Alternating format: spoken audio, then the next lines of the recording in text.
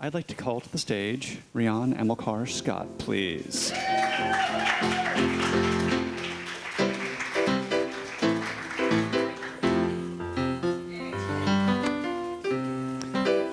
Hello. Welcome to the stage. Welcome. Well, This is I the don't know why I stage. just said welcome. Welcome. You're welcoming them to your presence. I don't know. All right. Who the heck are you? According to my my son's friends, I'm somebody's dad. Okay. That's my name. You are a dad to us all. What is your greatest athletic accomplishment? Okay. So when I was I am. When I was in high school, just up the street at Bethesda Chevy Chase, I was on the JV soccer team, and my friend Roger and I played the same position. And Roger was genuinely a good soccer player. He played in college and everything, but that made him arrogant, right? And I played his backup, and he was always on the field, and I never made it into the game. And but that made him arrogant because he was so good. And then one day, it was still JV, but he made it to varsity, and he did play in college as I mentioned. So one day he's playing hard, and you know the rest of the team is pretty bad, and he accidentally kicks it in our goal. And me and Gabe Cohen were sitting on the bench, and it was so hard for us to not crack up. And so my one of my greatest feats was not cracking up at the moment. But the jokes we made for the next couple of weeks, that was the greatest. That was another great feat. The not openly laughing at your teammate is in fact a difficult thing to do sometimes. Yeah, so. And then I actually got most improved, and Gabe Cohen was really pissed off because he didn't think I deserved it. All right, so okay, let's test your skills real quick. We're playing soccer. Whoa, what? All right, yeah, legit. Most improved. Legit. Amy's upset because she really likes the glowy balloons. So it's true. The quality balloons you found. Okay, final question. Please recommend a book. I would say Heads of the Color People by Nafissa Thompson Spires. It's incredible. All right, everyone, Rion has the stage. I want to take a moment before I read. I want to dedicate this reading to my mother, Monica Scott, who passed away in March. She was really supportive. She's not gonna be completely supportive of all the cursing I'm about to do, but in general, she's pretty supportive of my work. So I'm going to invite her into this space. So this story is the second to last story in my collection.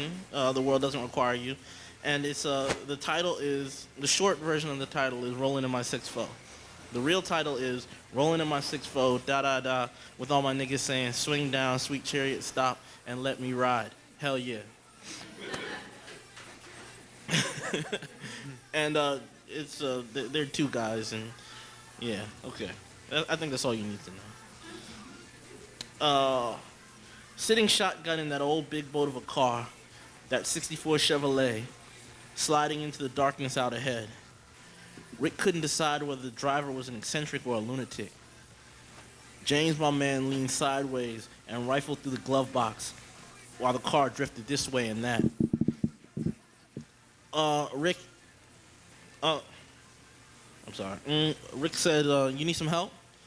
Nah, dog, James said with a strained voice, his arm disappearing deeper into the guts of the glove box. I'm fine. Quite under control, bruh. Got it. He pulled back an Auburn plastic cylinder and held it aloft as an athlete holds a trophy. He gave it a good shake and the contents click, clack, click. James, my man, let go of the steering wheel and tugged at the container's cap, cursing and jiggling the thing that wouldn't budge. Here, Rick said, let me do. No, I got it. He jerked the drifting car back into its lane. It's a childproof. Yes, sure.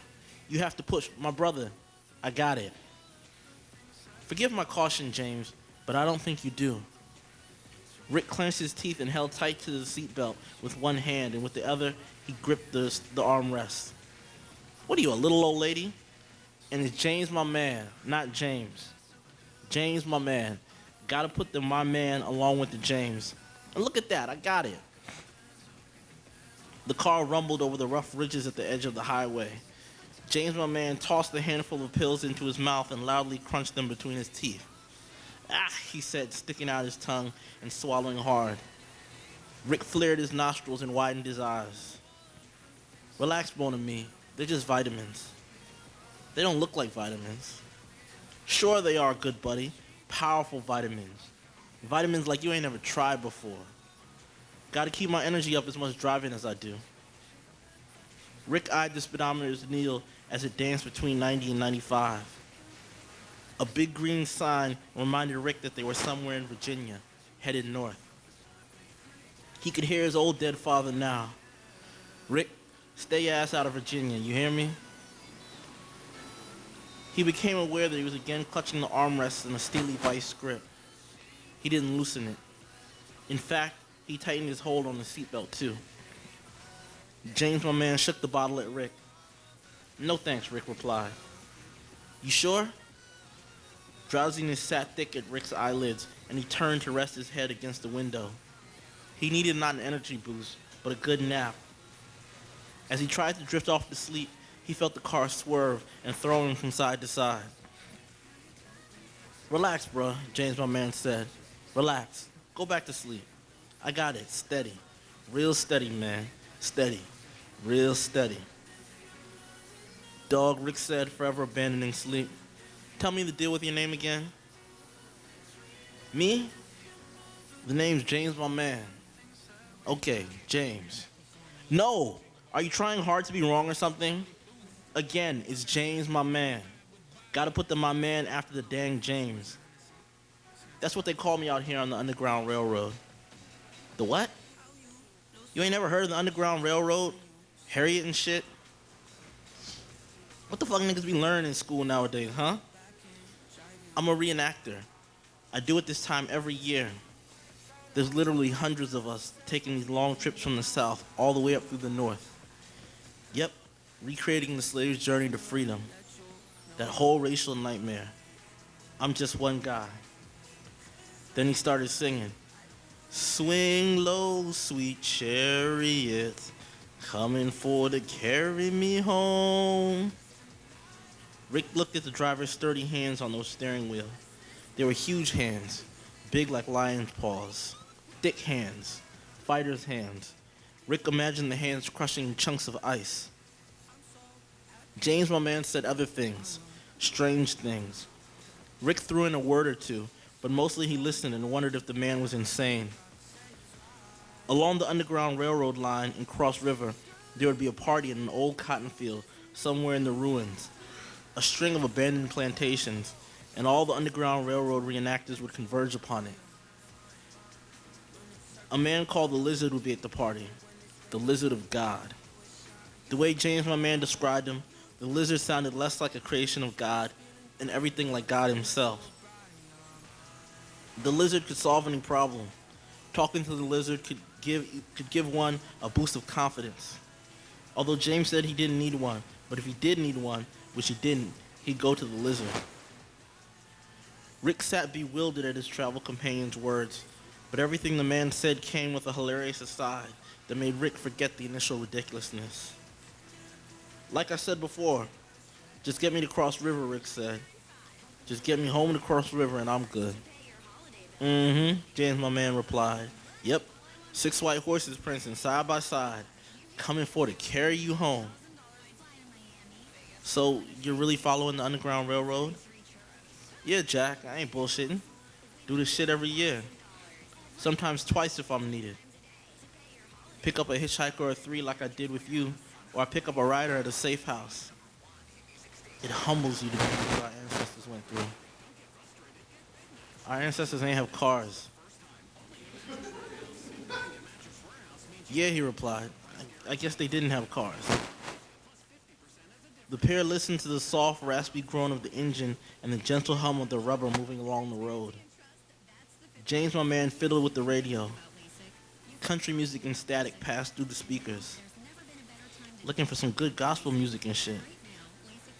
You'd think they'd have at least one good gospel station out here.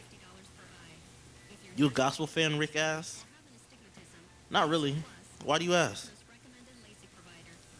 James, my man, switched off the radio, and Rick rubbed his hand against his weary red eyes and listened to the silence, waiting for it to refresh his fatigued mind.